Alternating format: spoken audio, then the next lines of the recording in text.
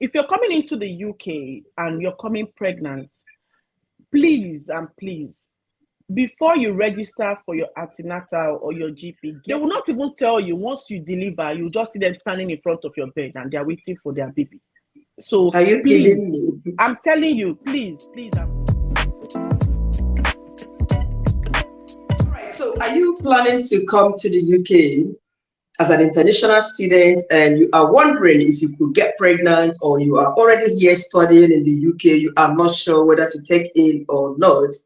Today, we will be discussing with you, talking to you on the procedures or how you can go about it when you take in the UK as an international student or anyone on a study visa in the UK. So today with me, I got a special guest here.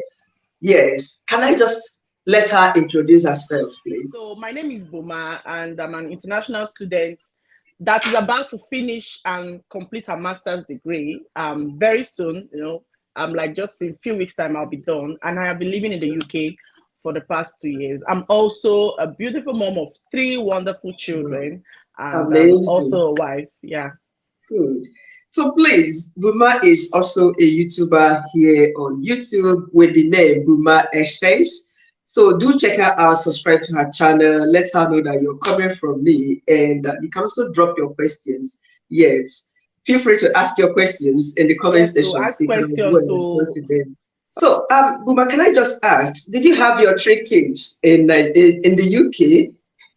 No, I had 2 of my children in Nigeria before coming into the UK. Okay, so the last one. Yeah, so I took in here in the UK, and I gave birth to the last one, the 3rd one, here in the UK.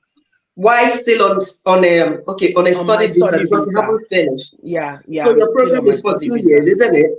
Yeah, 2 years. Okay, can you just let us through, how you started when you were pregnant? How did you go about registering yourself for possibly antenatal or something like that? Okay, basically, when you come in here already, you're already asked to register with a GP close to you. We all know that for most of us who have migrated down here, when you come into the UK, you're asked to go and register with the closest GP around.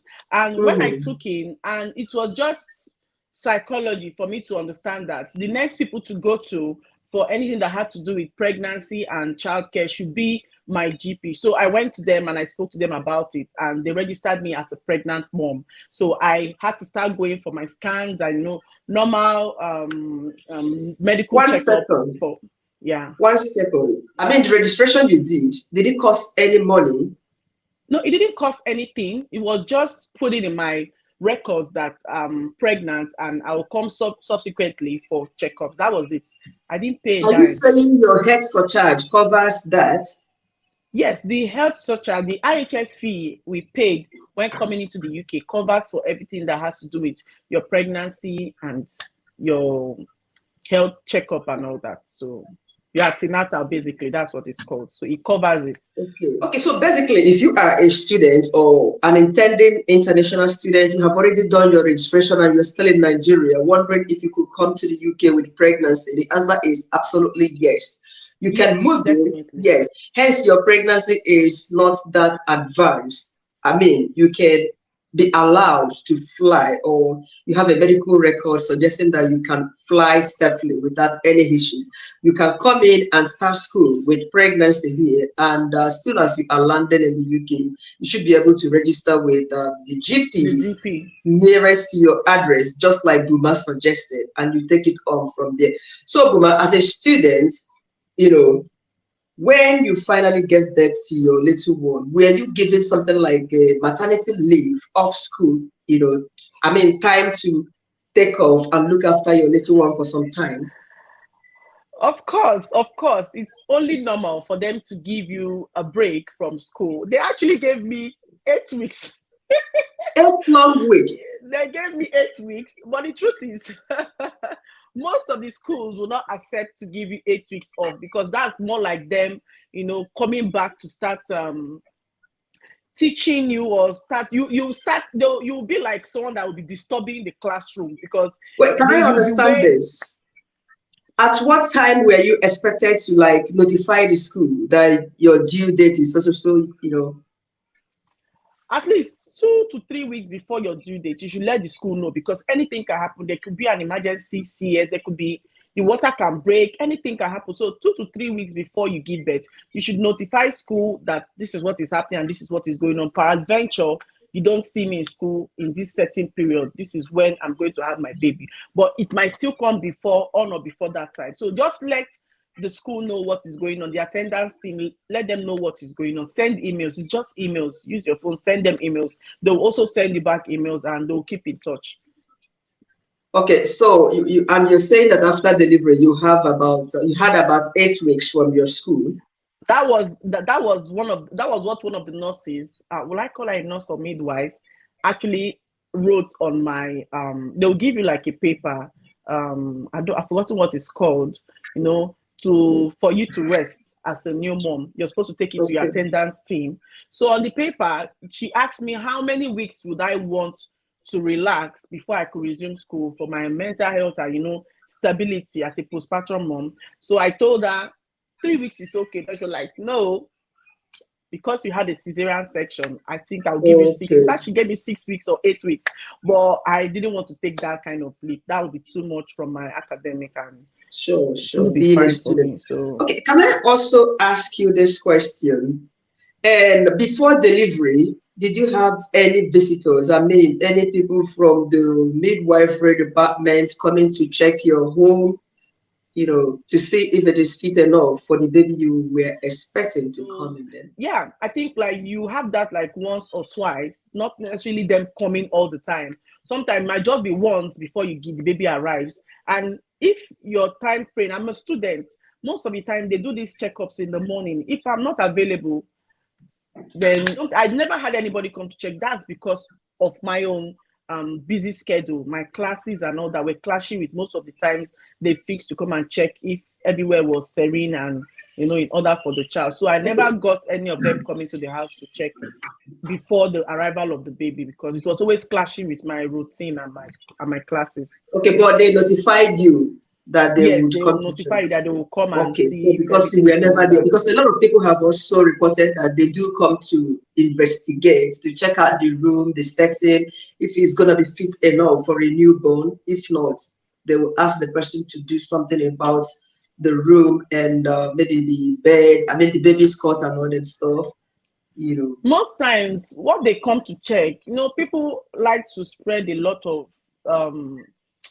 I don't know the word to use, but what they come to check most times is your fire alarm, you know, setting the structure of the house, the heating, a lot of things that are life-threatening, not just all about the way your sitting room is constructed or the way your bed is organized or the way your house is formatted. It's more of like a security measure for the child. They come, they check if the alarms in the house are, you know, working. They check, you know, the heating system, if it's warm enough to keep the baby, especially if you're going to have your baby in the winter period. You know, they check the room, how cozy it is. They check the house for moles. I don't know if you know what they call moles. I know. I know. So those are what these health workers actually come to check. Unless peradventure, they stumble on your house looking weird. I don't know if you understand, maybe looking unprepared for a baby. That's where they begin to look into other things that are necessarily not what they are there for, like, you know, looking at the neatness, the environment, because maybe the house wasn't well kept and it actually triggered them or caught their attention. But they are coming for security checks. It's for you and the child. There cannot be fire alarm and the fire alarm is not working. There cannot be a heater in the house and the heating system is poor. You know, this is a new baby. It's not okay. So basically that's what they said they were coming to check, and many people make it look like they're coming to check how beautiful, I don't know. Then the baby also needs the baby cot too, so it doesn't roll out from your big bed and fall. Can I also ask if there were any limitations as to what treatments you were able to have access to as a pregnant woman on a study visa? Were you limited to any sort of treatment? Not at all. Now, you mentioned that you had your baby through C-section. Were you asked to pay additional fee for that? You know, it was really shocking to me because somebody also told me that I was going to pay for paperwork, but cheap space. I did not pay a dime. I did not pay a dime. Yeah, it was all in my NHS, IHS fee. I never paid a dime. The insurance covered it all. Like even for paperwork, as much as your file, I did not pay a dime. Are you kidding me?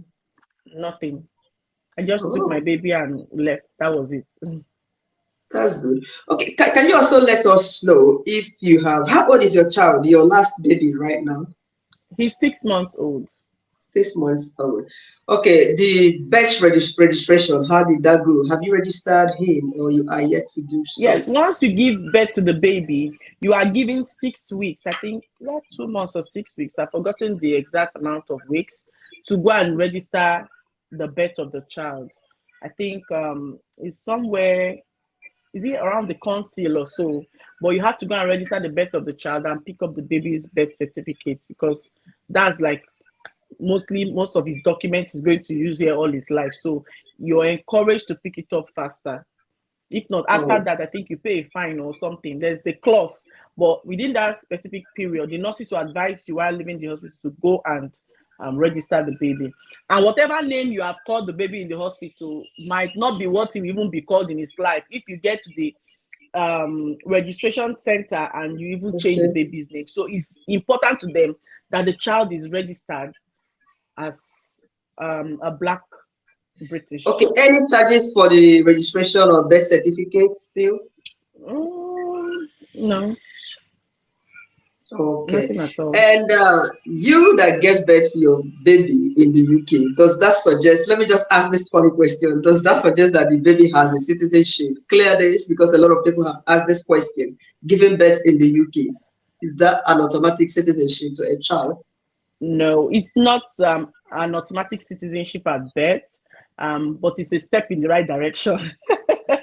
But although he will be identified on his birth certificate as a Black British, but he's only going to lay hands Really? on, on his birth certificate is identified as a Black British. So, but he's only going to lay hands on the documents when he has stayed there for, I think, 7 years. 5 years. 5 years. Seven, actually. You stay 5 years, then IRL, then his citizenship. So it's a complete 7 years plan. Yeah, It's they not changed just this. 5 years. Yeah. Yeah, it's 7 years. It's all right. So, generally, what advice do you, I mean, how can you rate the services you received at the hospital during your period of pregnancy and the time you gave birth? You know, how can you rate everything? Coming down here, I did not actually want to get pregnant, but I have a lot ahead of me. Like, I have a lot. I'm the kind of person that I do, like, even when you met me, you remember I told you I have 2 channels and you didn't believe it with my small baby in I my was front. surprised with three Yes, kids. I'm this type of person that I can multitask. So coming down to this country, coming abroad, I'm seeing a lot of opportunities. I'm seeing a lot of things that I want to do. I'm seeing a lot of things I want to work with. I'm seeing certifications I want to get. I'm seeing free courses on Harvard University offering free courses that could change my life. A lot of things are going on, and I'm like, you know what? How many kids do you want to have? 3. Let me just do it and get done with it. Let me now hammer this UK job. Like, let me focus and know I'm now into this and I'm fully into it. You understand? So I just had the baby and I decided to move on, just finish giving birth and, proceed with my career and everything I want to Yeah. do. Because I won't want anything to stop me when I'm in the middle of, hitting that goal. So that was it for me. Okay, so I also asked if the treatment you received at the hospital generally, before and after Okay, delivery, how can you yeah. rate The them? Is treatment, it, the treatment was top notch. If there at was a least you have percentage had your like 2 children in 150 Nigeria? over 100, I'll give them 150. When I was coming, I was afraid. When I wanted to have my baby, sorry, I was afraid. I was like, oh my God, my hospital in Port Harcourt, because I lived in Port Harcourt back in Nigeria. And shout Yeah. out to Dr. Martins. That is like, to me, that is like one of the best doctors in Port Harcourt. I had my 2 kids without pain from my C-section, and I was scared. I was like, God, Dr. Martins will operate you and you're up the next 12 hours. I'm not even kidding. So I've had good birth experiences as a CS mom. So coming here, I was like, God, oh, I beg, go. I don't want to experience any wahala. I hope this will give me enough pay relief. Oh, I don't want to express problem. You know, I was scared. But as God may have it, it was so smooth. As in, I bless God. I give all the glory to God. And also, I thank God for using these doctors here to perform wonders, because it was still the same experience. After my cesarean section, after 12 hours, I got up my urine bag and I was walking up and down as if nothing happened. Wow. It was absolutely amazing. And they were giving us food. It was not like my husband had to bring food to me in the hospital, or people had to bring food. Like we're Nigerians, you know, you bring food and they will serve you morning, afternoon, and night. You will eat comfortable. If you want 42 bread, they'll give you. If you want fruits, they'll give you. Like, are you kidding me? It was amazing. It was super amazing. And the nurses were really caring. It was super, super amazing. Yes. I will not even lie. I'm not that type to sugarcoat or systems. This pregnancy experience, this my third boy, it was amazing. And all the doctors in the ward when operating, like when I was having the CS, where they were giggling, laughing, I didn't even know that they were doing anything on me. And I had that bed vlog. I've not edited it. I will edit it and put it up on my channel. They were just giggling, laughing, smiling, taking pictures of my husband. I'm like, hey, kid, go boy. You should cut the thing well, oh. You know, they were making my husband comfortable. He said he's afraid of blood. They were like, no, it's fine. Record, film, you know. And before I open my eye and close my eye, baby was crying, and that was it. So I bless God and I thank God for using them to make my journey so swift and easy. So that's so glad to hear that. Can I say something before? I would like to drop this important note here before I leave to help somebody. If you're coming into the UK and you're coming pregnant, please and please, before you register for your antenatal or your GP, get your accommodation. Make sure, even if it means begging somebody to accommodate you, without accommodation, you can't have your baby living in a hotel. You can't have your baby living in an Airbnb. It's not allowed. You can't have your baby in, I'm repeating it, in a hotel or Airbnb. The social services will take your child. Please, if you're coming here, if you're coming here, you scared me with that. I don't like that name. Yes, you're coming here and you don't have a place to stay. Even if it just means the wife only, you as a woman only, going to beg a friend to stay with them while you're searching for accommodation, it's better, because you cannot be telling the health, because the day you give birth and go home, the health workers are coming the next day to inspect the baby and your welfare. How can they be knocking on the door of a hotel or an Airbnb?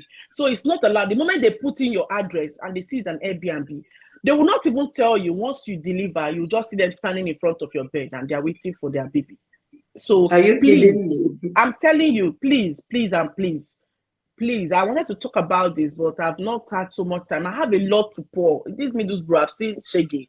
People have heard so many stories. So please and please, if you're coming, make sure, in as much as you're coming pregnant, find somebody to house you if you must have your baby in the UK when you come.